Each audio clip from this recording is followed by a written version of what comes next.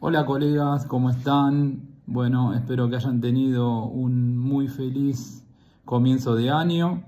En estos minutos nos proponemos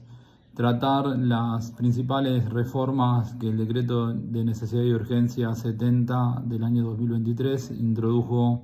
en materia de locaciones habitacionales. No profundizaremos en aquellos aspectos constitucionales que ya el presidente del Colegio de Abogados de Morón y el Consejo Directivo han manifestado en términos de su inconstitucionalidad por vulnerar los artículos 1, 29, 75, inciso 12 y 99, inciso 3 de la Constitución Nacional,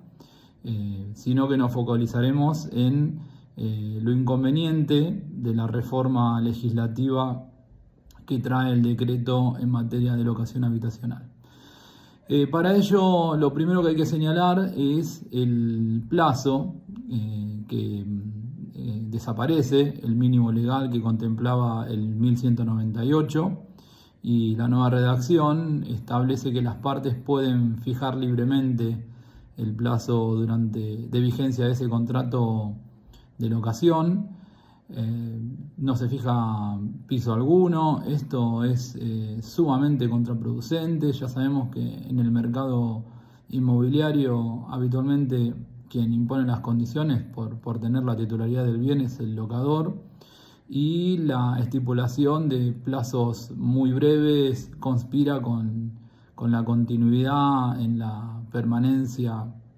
en el bien, y además con los costos que insume no solo la celebración de un nuevo contrato. Ustedes tengan en cuenta que en el momento inicial el locatario debe pagar el depósito en garantía más el primer mes de locación, y además los honorarios de los profesionales que intervengan en la celebración del contrato, como es el martillero, por ejemplo, y también podrían intervenir abogados o incluso hasta escribanos si se exigiera certificación notarial de las firmas, además de otros gastos como son aquellos vinculados a los pedidos de informes registrales cuando se ofrece un inmueble en garantía. Esto por un lado, y por el otro, las constantes mudanzas a las que se vería expuesto el inquilino también es un punto que juega en contra de la aplicación de la nueva normativa, de la que desde ya entendemos que no solo no va a beneficiar al locatario, sino que incluso va a generar una discordia constante entre locadores y locatarios, teniendo en cuenta que muchas veces, ante la necesidad imperiosa de conseguir la vivienda, el locatario acepta condiciones que quizás no comparte, y después, al momento de tener que restituir el bien, quizás pretenda mantenerse un tiempo más en función de la imposibilidad de lograr una nueva locación.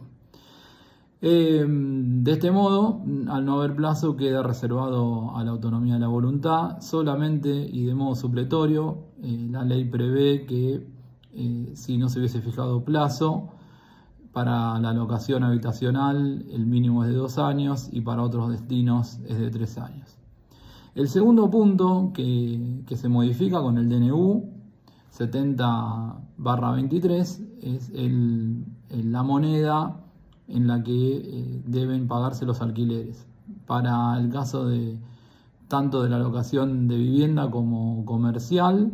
las partes, dice el nuevo 1199, pueden elegir libremente la moneda, es decir, se puede estipular en moneda de curso legal, es decir, en pesos, o en moneda extranjera, como podría ser el dólar. Y además deja expresado que, de estipularse la moneda extranjera, el locatario no puede cancelar en moneda de curso legal, ¿sí? Esta reforma va en consonancia con la que también se introdujo al artículo 765 del Código, que establece lo mismo, que una vez asumida la obligación en moneda extranjera, el deudor, en nuestro caso el locatario, ya no puede pagar en moneda de curso legal a la conversión del día del pago.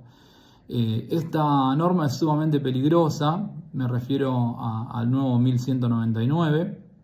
porque en un mercado de cambios donde está imposibilitado el locatario de acceder a la adquisición de la moneda extranjera. Ya sabemos que en lo que es el mercado oficial, y salvo que se acudan a mecanismos alternativos, como podría ser el dólar MEP, que exige cierto expertise en la materia, el locatario no puede concurrir a un banco a comprar moneda extranjera a los fines de efectivizar el pago del alquiler. Con lo cual también entendemos que esta nueva disposición va a ser un germen de muchos procesos judiciales, cuando el locatario no pueda acceder a los dólares necesarios para pagar el alquiler. Lo más grave, además, que contiene este artículo 1199, es que se permite en los contratos con destino a vivienda la posibilidad de estipular cualquier tipo de ajuste, incluso cuando se haya estipulado el pago en moneda extranjera, ¿sí? Habitualmente, cuando en los contratos de locación las partes incluyen el alquiler en moneda extranjera, lo hacen en el entendimiento de que el dólar, por ejemplo, va a acompañar los incrementos que se produzcan en los precios de alimentos, por ejemplo, o de alguna manera el dólar va acompañando el proceso inflacionario. Ahora bien, la normativa además permite que puede incluirse ajustes cuando el precio se estipuló en dólares, lo cual redunda en un doble, por decirlo de alguna manera, resguardo para el locador e incluso podría hasta sugerir un supuesto de enriquecimiento sin causa, ¿sí? En este punto también entendemos que la cuestión pone en jaque una dinámica razonable en el marco de los contratos de locación, porque cuando el dólar empieza a sufrir incrementos y a esto se le sumen los ajustes, es posible que existan sendos planteos de inconstitucionalidad de la norma, ¿no? Y también, en realidad, si bien se percibe un claro matiz tutelar para el locador, es claro que en definitiva va a derivar en un sinnúmero de procesos judiciales en donde se va a debatir esta cuestión. Por otro lado, el decreto deroga el artículo 1202 del Código. Este artículo establecía una regla general que ya venía incluso desde el Código Velezano, es decir, una regla histórica en materia de locaciones que señalaba que las mejoras necesarias están a cargo del locador. Son mejoras necesarias aquellas estructurales, ¿sí? Es decir, no aquellas que son producto de alguna mejora en términos de beneficio o utilidad que se le introduzca al bien, sino que son aquellas que tienen que ver con, por ejemplo, roturas en cañerías, en el servicio o en el cableado eléctrico, es decir, o en alguna columna, ¿no? o alguna mampostería que no tiene que ver con alguna utilidad o enriquecimiento que le introduzca el locatario al bien, ¿no? Mejorándolo, sino que tiene que ver con algo que es estructural y que en realidad siempre se interpretó que esto correspondía al locador en términos de una regla general de las locaciones, que es que debe garantizarle al inquilino el uso pacífico del inmueble, ¿no? Cuando se produce la rotura de una cañería de agua o alguna subida de tensión por problemas en el cableado eléctrico, es claro que no son productos de alguna actividad del locatario, salvo que por supuesto haya existido dolo, ¿no? O culpa grave, sino que en verdad son defectos propios de la cosa y que quedan a cargo del locador. Bueno, con la reforma se deroga este precepto y es decir que en los contratos de locación sería posible que se estipule que las mejoras necesarias queden a cargo del arrendatario. También se deroga el artículo 1204 bis. Este es un artículo que se había introducido al Código Civil y Comercial a través de la ley 27.551, allá por julio de 2020, y en virtud de la cual se establecía que el locatario podía compensar de pleno derecho con los alquileres aquellos gastos que hubiera hecho en el inmueble y que correspondían al locador, ¿no? Esto va un poco en consonancia con lo que señalábamos sobre las mejoras necesarias. Bueno, al derogarse el 1204 bis, lo que propone el nuevo diseño es que el locatario deba pagar los alquileres y que eventualmente y por un camino separado reclame el reembolso de los gastos que hubiera hecho en el inmueble cuando le correspondían hacerlos al locador. Bueno, más allá de la gravedad de la reforma, porque lo que hace es multiplicar procesos cuando el otro esquema nos facilitaba la cuestión, porque se compensaban los créditos y los débitos de locador y locatario y eventualmente se establecía qué diferencia quedaba a cargo de alguna de las partes. Bueno, esto lo que hace es complejizar, no beneficia, es absolutamente inconveniente, pero no debemos perder de vista que sigue vigente el artículo 921 que regula lo que es la compensación dentro del libro tercero de las obligaciones, donde también se prevé de manera más genérica la misma regla del 1204 bis. Es decir, que más allá de que se haya pretendido que el locador pueda seguir percibiendo los alquileres sin posibilidad para el locatario de compensar, el locatario mantiene la regla general del artículo 921 para hacer valer frente al locador. Por otro lado, el artículo 1221 también es modificado por el decreto de necesidad y urgencia 70 de 2023. Este artículo establecía la indemnización tarifada a cargo del locatario cuando decidiera resolver anticipadamente el contrato. Recordamos que la regla general era hasta los 6 meses el contrato de locación no puede resolverse. Entre los 6 meses y el año, si el locatario decide resolverlo, tiene que pagar el equivalente a 1 mes y medio de alquiler, y a partir del año, 1 mes.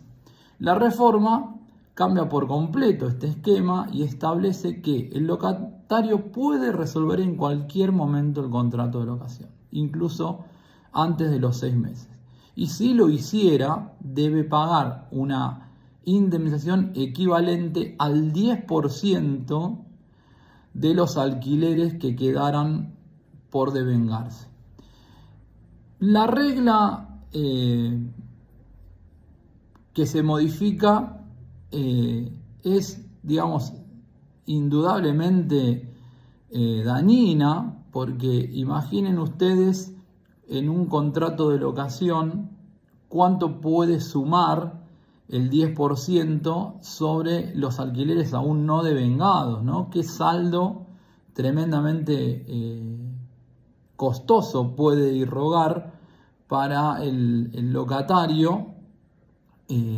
cambiar esta fórmula, ¿sí? Si bien, por supuesto que la regla general es que los contratos no pueden ser rescindidos unilateralmente si no hay una causal que habilite a alguna de las partes a hacerlo, en el caso de la locación era un supuesto especial en donde se